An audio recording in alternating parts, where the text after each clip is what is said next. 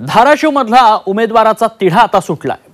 इथं चुलत दीर विरुद्ध भावजय असा नातेसंघर्ष पाहायला मिळणार आहे। नेमकं काय धाराशिव मधील राजकीय गणित बघूयात पंचनामा धाराशिव लोकसभा मतदारसंघाचा।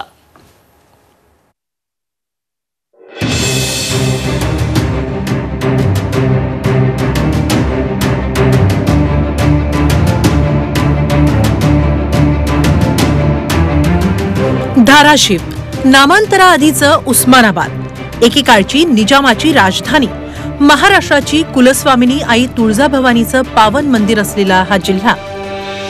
शेकापचे नेते भाई उद्धवराव पाटील आणि माजी मंत्री डॉक्टर पद्मसिंह पाटील यांच्यामुळे धाराशिव राजकीय पटलावर उदयाला आलं। सबके बाद उस्मानाबाद अशी नकारात्मक ओळख असलेला हा जिल्हा विकासापासून कोसो दूरच राहिला। कायम दुष्काळी असलेला हा भाग अविकसित जिल्ह्यांच्या यादीत धाराशिवचा तिसरा क्रमांक लागतो। मराठवाड्याच्या हक्काचं 21 टीएमसी पाणी अजून मिळालेलं नाही, त्यामुळे जिल्ह्याची तहान भागत नाही। शेतकऱ्यांच्या आत्महत्या अजूनही संपलेल्या नाही। जिल्ह्यात एकही मोठा उद्योग अजून निर्माण होऊ शकलेला नाही। धाराशिवमध्ये कधी काळी डॉक्टर पद्मसिंह पाटलांचं वर्चस्व होतं। सध्या शिवसेना ठाकरे गटाचा बालेकिल्ला म्हणून धाराशिव ओळखला जातो। 2009 मध्ये राष्ट्रवादी काँग्रेसचे डॉक्टर पद्मसिंह पाटील यांनी शिवसेनेच्या रवींद्र गायकवाडांचा केवळ 6000 मतांनी पराभव केला। 2014 मध्ये शिवसेनेनं त्याची परतफेड केली। शिवसेनेच्या गायकवाडांनी पद्मसिंह पाटलांना तब्बल 2.25 लाख मतांनी हरवलं। 2019 मध्ये शिवसेनेनं ओमराजे निंबाळकरांना आखाड्यात उतरवलं। त्यांनी आपले चुलत बंधू राष्ट्रवादी काँग्रेसचे राणा जगजितसिंह पाटील यांचा 2.25 लाख मतांनी पाडाव केला।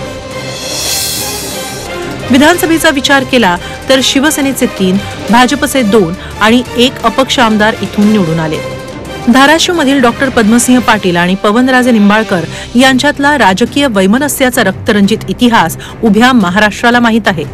पवनराजेंच्या हत्येप्रकरणी पद्मसिंह पाटलांना अटकही झाली होती। आता तोच संघर्षाचा वारसा पुढच्या पिढीतही उतरलाय। पवनराजेंचे चिरंजीव खासदार ओमराजे निंबाळकर आणि पद्मसिंहांचे चिरंजीव भाजप आमदार राणा जगजितसिंह यांच्यातून विस्तवही जात नाही। शिवसेना ठाकरे गटानं आता पुन्हा एकदा ओमराजेंना उमेदवारी दिली आहे, तर राणांची पत्नी अर्चना पाटील यांनी राष्ट्रवादी अजित पवार गटात प्रवेश करून तिकीट मिळवलं। ज्या उद्धवजी ठाकरे साहेबांनी बाळासाहेबांनी आम्हाला आमदार खासदार केलं, त्या उद्धवजी ठाकरे साहेबांना संकटाच्या संघर्षाच्या काळात न सोडता आम्ही ठामपणे त्यांच्या पाठीशी उभा राहिलो। भले सत्ता जाते, आम्ही हटलो नाहीत, डगमगलो नाहीत, ठामपणे उभा राहिलोय। मला वाटतंय आज जो आम्ही हा निश्चय केलाय आणि हा ठामपणा दाखवलाय, हा सगळी गोष्ट सर्वसामान्य जनता बघते आणि निश्चितपणे या निष्ठेचं फळ सुद्धा आम्हाला भविष्यात मिळाल्याशिवाय राहणार नाही। सत्तेसाठी पार्टी बदलणारी माणसं, सत्ता येत नाही म्हणून पक्ष बदलणारी माणसं आपण बघितलीत। मला वाटतं कपडे सुद्धा बदलायला थोडा वेळ लागत असेल, इतक्या फास्ट काही लोक पक्ष बदलतायत। मी पुढे माझ्या पुढे कशाला बघू, मला मोदी साहेबांचं मी निवडून यायला निवडणूक लढवते, मी कोणाला हरवण्यासाठी निवडत नाही।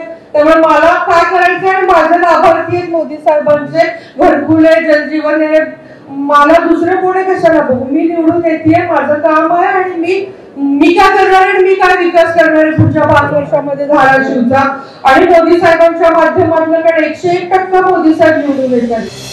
शिवसेनेचा हा बालेकिल्ला काबीज करण्यासाठी महायुतीनं मोर्चे बांधणी सुरू केली आहे। भाजप आमदाराची पत्नी राष्ट्रवादी अजित पवार गटाकडून उभी आहे। शिवसेना शिंदे गटाचे नेते आरोग्यमंत्री तानाजी सावंत यांच्याकडून त्यांना राजकीय रसद मिळणार आहे, त्यामुळे ही लढत आणखीनच रंगतदार झाली आहे। निंबाळकर आणि पाटलांमध्ये पारंपरिक वैर तर आहेच, आता याला राजकीय विरोधाची धार आली आहे। ओमराजे निंबाळकर यांना हरवणं वाटतं तेवढं सोपं नाही। यंदाच्या निवडणुकीच्या माध्यमातून नवऱ्याच्या पराभवाचा वचपा अर्चना पाटील घेणार का, हे पाहण्यासाठी 4 जून पर्यंत वाट पाहावी लागणार। ज्ञानेश्वर पतंगे, धाराशिव।